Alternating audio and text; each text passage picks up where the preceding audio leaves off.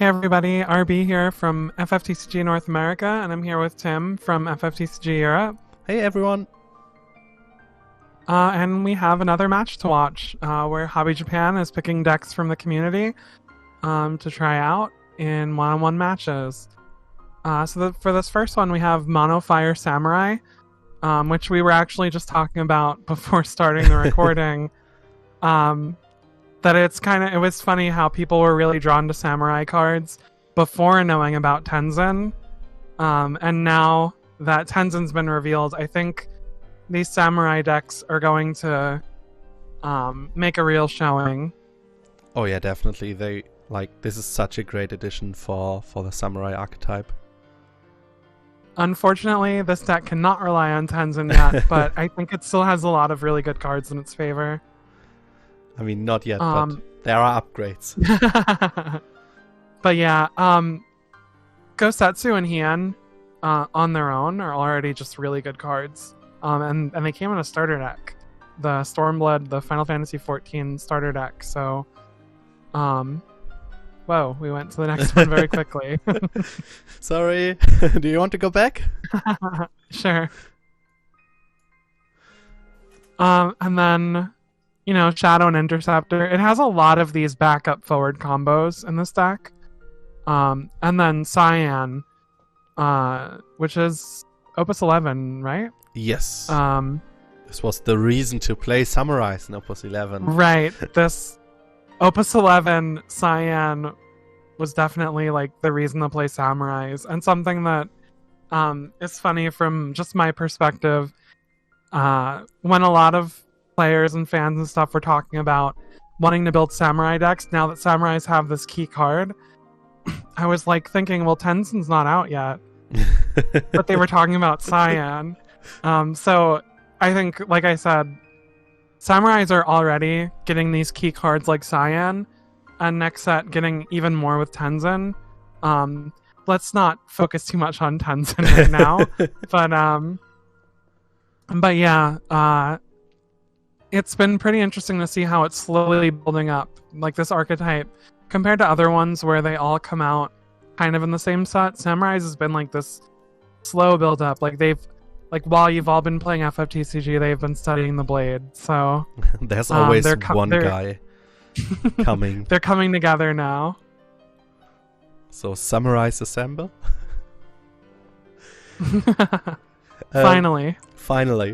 Another thing that we've seen lots of times in Opus 11 now is self-damage, which is also present in this deck again. So with Seben and Dadaluma, there are, two more cards that deal yourself a point of damage to get closer to damage abilities, which many Samurais like.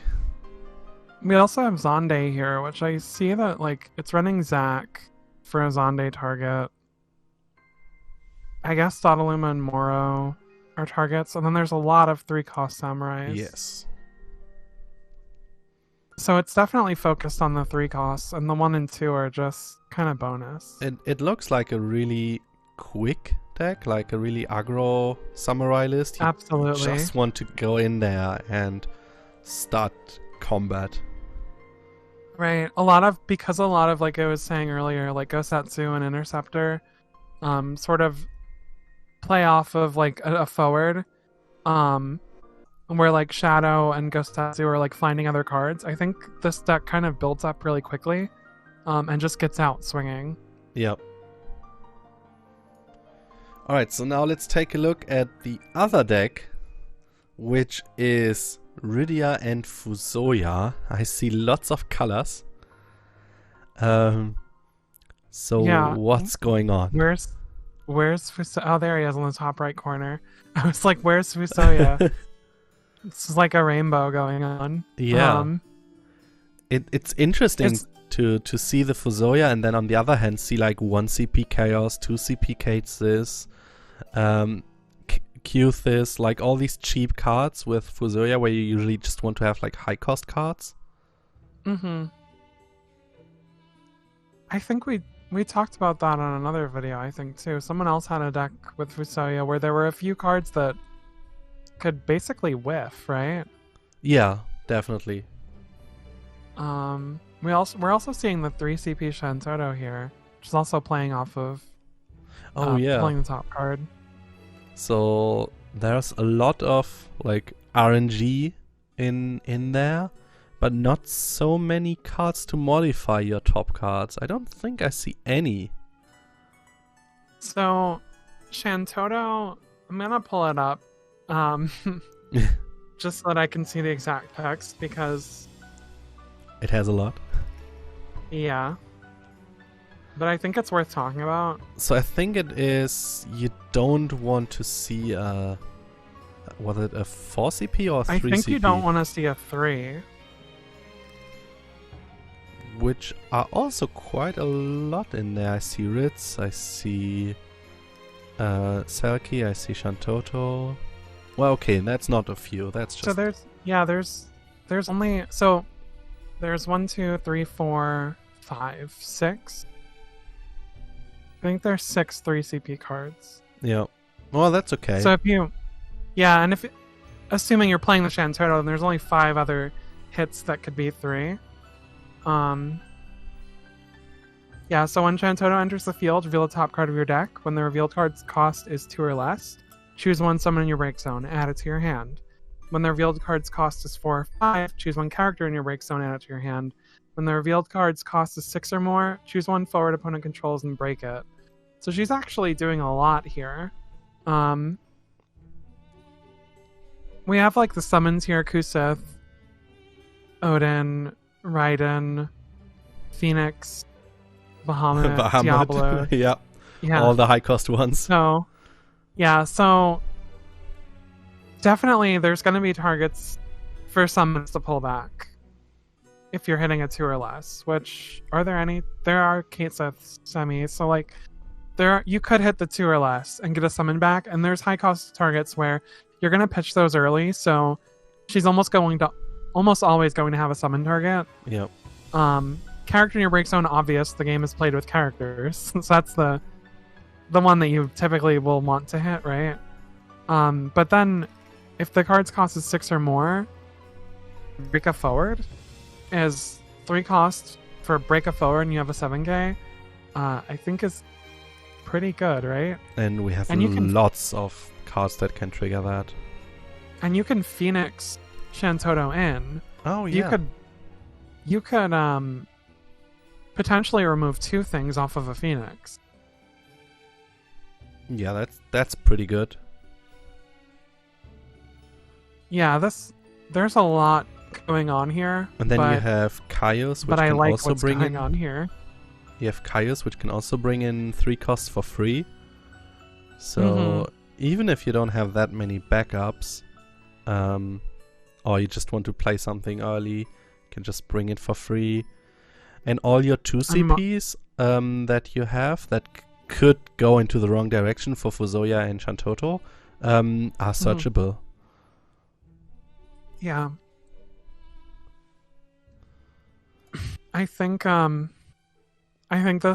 it's a very technical, complicated deck, but I think all of the moving parts really, we'll see how it plays out, but I think all the moving parts come together really well here.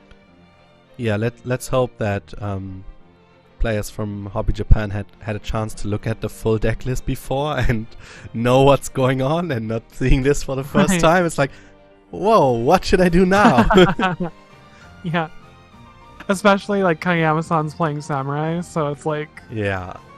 In terms of the mental game, it's like, oh, my Samurais are really strong and beat you up. And then like Arai-san is playing this like work of art, like every single card is a different cog in the machine kind of tech. Yeah. Alright, so looks like Arai-san is going first by discarding 3 cards for Tyro. Tyro is, I think, my favorite card from Opus 11. It's just like every deck I'm playing it when I can. It's such a great card. I used to put a ton of hours in the Record Keeper, so I was pretty happy about seeing him introduced.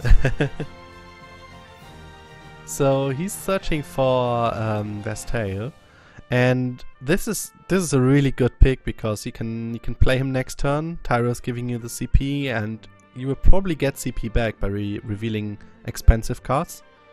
Yeah. And by the time that he've chosen that card, he definitely had a look at this deck first. So in the meantime, Kageyama-san is showing some samurais and building up his backups.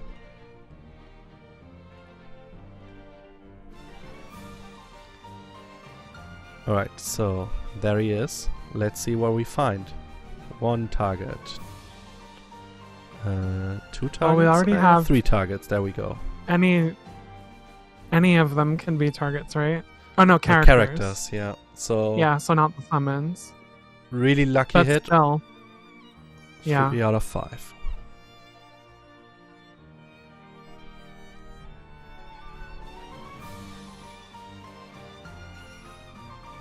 So you're pretty much just getting a free body for -1 CP. And Kageyama-san is also playing pretty aggressive.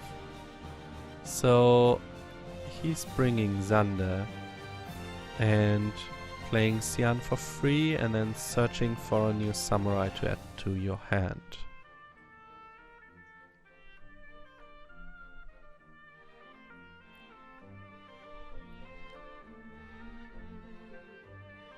See, this is kind of what we were talking about earlier, is like these cards play off each other where they allow you to search out other ones and build up quick. Yeah. So really, like, Araisan's playing against a timer. Yeah, if Kageyama-san can like build up his samurais and attack with Xian and other samurais, then yeah, you will not have a board for a long time then. Alright, so Rydia.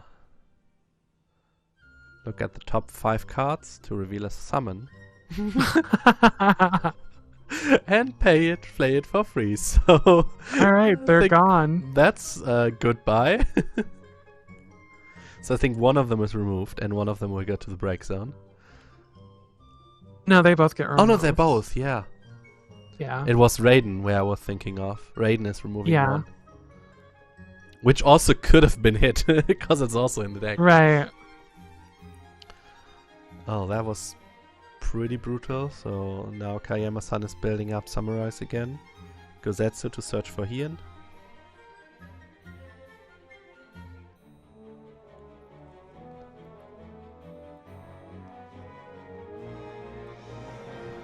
Yeah, if Araisan can just keep, pulling stuff like that, then it's gonna be hard for Kageyama-san to really build up. Yeah. He can keep moving forward because of just the nature of the deck, but Araisan hit a power spike so quick.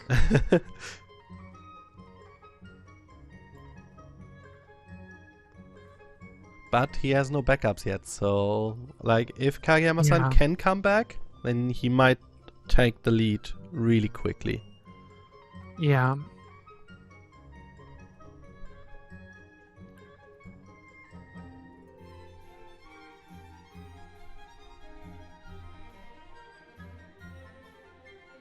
I like that he's got Shadow and Red Mage in hand. Whoa, he's discarding the Rinoa. I would have kept Rinoa in hand to, maybe he has another one, but keeping that in hand to flicker your Rydia would have been really good. It might... Oh, yeah. I was gonna say maybe it was too difficult. Well, he does play, Kusith and Shantotto and stuff like that, so... Yeah, true, yeah. It's not like she's gone for good or anything. Or just Minfilia. Minfilia. So let's see what he's taking back. I think Rydia Fusoya probably. Yeah. Definitely. There we go. Yeah. See, she's not gone. Just hey, I show you this card. Are you scared already? Just the mind games. Heidelin came in and said, don't Don't despair. No, let's use the echo. Redo that. Alright, so Kageyama-san has a Zac, which could get rid of Rydia. Which would be pretty good, because then you can't flicker her that easily. Need to get her back with like another Q-Thys or something. So yeah, he's definitely doing that.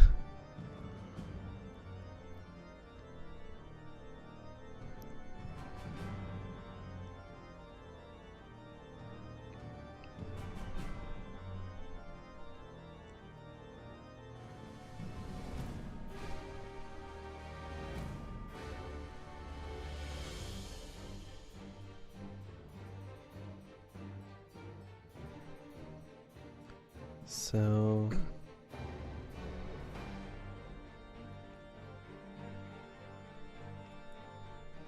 I think he's probably still playing Fusoya. No, he's just going for the overkill. He's just like, get out of here. I don't have time to deal with that. Get out.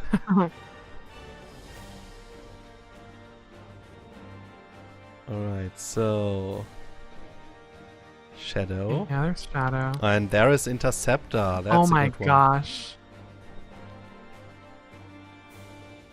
Hitting Interceptor off Shadow on the last card? That's insane.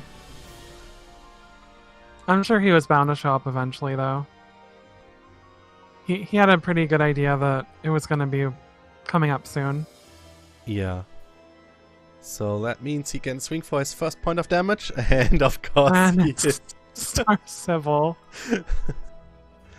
Oh, that's not the card you want to see. That is not good news. Oh, we might Of see course, there's Shantoto. Shantoto. I'm glad that we're seeing Shantoto after talking about her. Yes. I hope we see her hit 3 CP now. Or I'm just gonna like discard her. Like, oh, I just needed that to pay for something.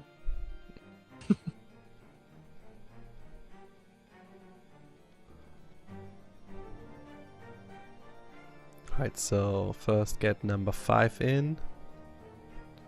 No expert. But really, Shantoto, any of those abilities are good right now. Yes. It's like, get a summon, get a character, or break a Or card. kill Shadow. Yeah, Like, so let's see. Let's see. And that's a 2. That's just a summon. still good.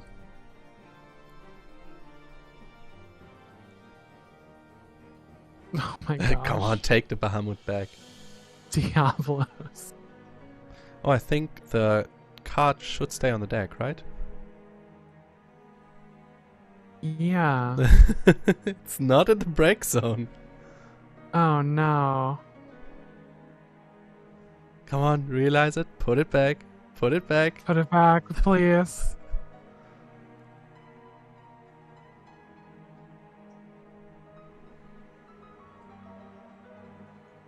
Yeah, there we go.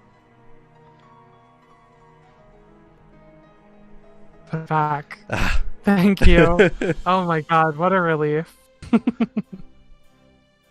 So now we have a new Xian. And that means searching for another samurai. What can be helpful right now? Well, probably just a big one. Oh,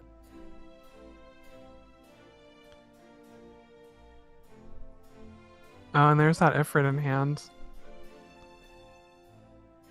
Yep. That's Though that could come in considering handy. Araisan we know has Diablos. Yeah, but the I don't know problem how is, useful that if he is. has another Bahamut or Raiden, that's just game. Yeah. Because he has enough CP. And I think he has. Otherwise he would have probably taken the Bahamut last turn already. And he's doing it really slowly, so that's Raiden. Oh my gosh. Oh, that's not the best for Kageyama right now. Yeah, so now he has to play an Ifrit. Yeah, to kill the Shantoto. and leaves him with just one card in hand. So That's not how you want to play Ifrit. no. That's so disappointing. That's also not how you want to play Fire. Yeah. It's like getting all your cards just broken by big summons. That's not fair.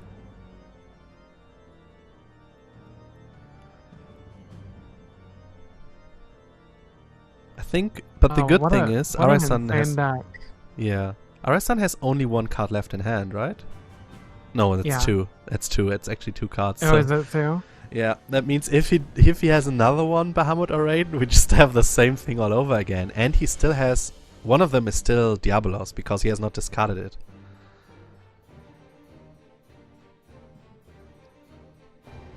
He didn't? I thought he did on the last one. Oh, I think not. It was Fusoya. Fusoya was the last one. Then it was Braska. And... Oh, you're right. And Semi-Lifino was the first one. Yes.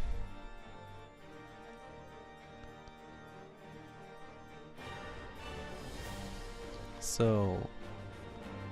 That is Fusoya coming in. Oh, no. I mean, he needs to hit a lot, because he's getting buffed by that one Samurai now.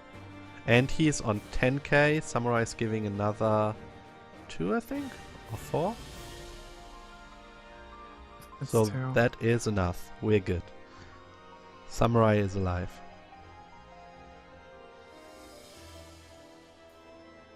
Yep. Yeah, it's 2. Ha, lucky. So he's 12k, has 2 left. Now he's trading. Oh, this is so rough. Do you have anything? I mean, at least there's another Samurai. He's got Saban. Yeah. And this. So 2 Samurais. Oh boy, do we see the next Bahamut or Raiden? Oh my god. I think we do. That was really fast. Oh my god. Oh boy, that's 10k damage. Is he able to buff one above that? No, this guy can only go to 10. With the Samurai, no. Oh, I can't believe that. Oh my god. Oh, I have to build that deck. It's so fun to watch. Oh my god. That was insane. I think I said oh my god like 5 times. Probably. That many high cost summons. He played them like 4 times for the full CP cost? No, 1 was for free with Rydia, but 3? 1 was for free, yeah. Yeah. The free one just slowed down Kageyama-san so much, and then he was able to, you know, build up a little bit. And every single turn was this gigantic, just high power card. Which was impossible for, like, the samurais to keep up with. Yeah. They want that battle to already be over. Oh, that was insane. The craziest part about that to me is that Uraisan always had options. Yeah. So it wasn't just that he was playing these crazy high power cards, but he could choose which one he wanted to play. And, like, it was feeling that he was always in the lead. There was like no second in the game where he felt he's behind. Yeah. It definitely seemed like before the free Bahamut, it seemed like he might start falling behind because Kageyama-san was building up this board really quick, but the free Bahamut just blew it away. Yeah. And then it true. was just downhill from there.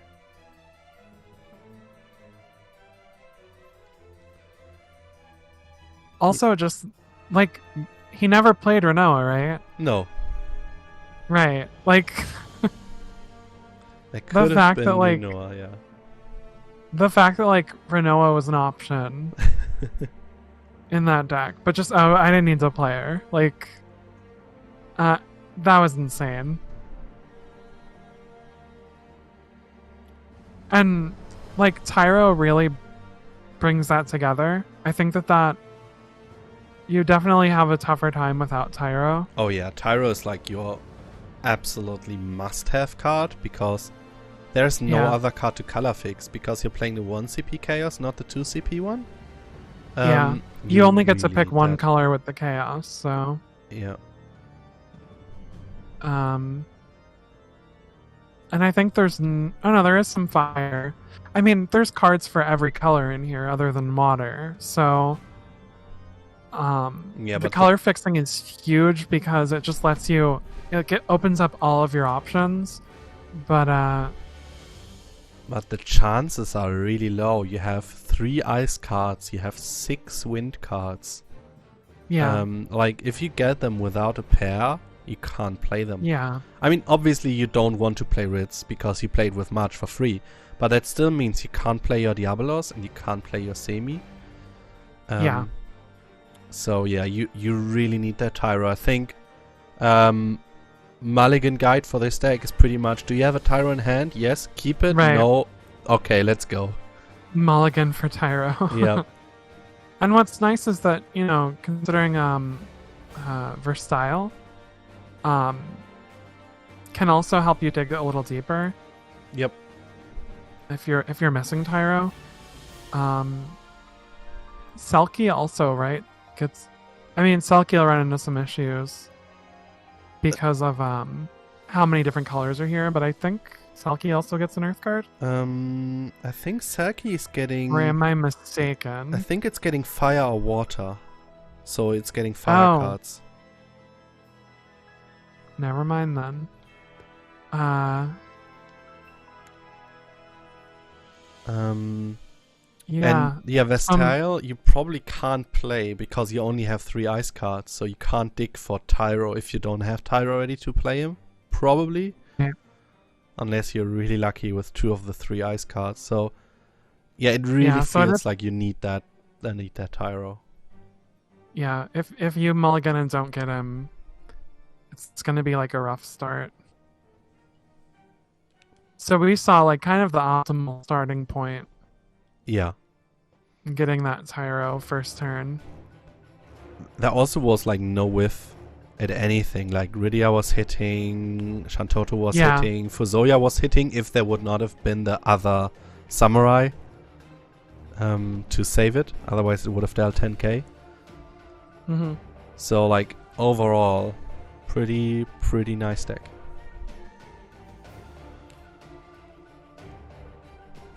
So I think that's it for this one. Yeah, I mean, there is not much more. I really would love to see a second match with this deck, but unfortunately we can't. Right. I would like to see a match where it's not turn 1 Tyro and see how it kind of pulls through. How it does with consistency. Yeah. Alright then, thanks everyone for watching. I hope you enjoyed that as much as we did. And see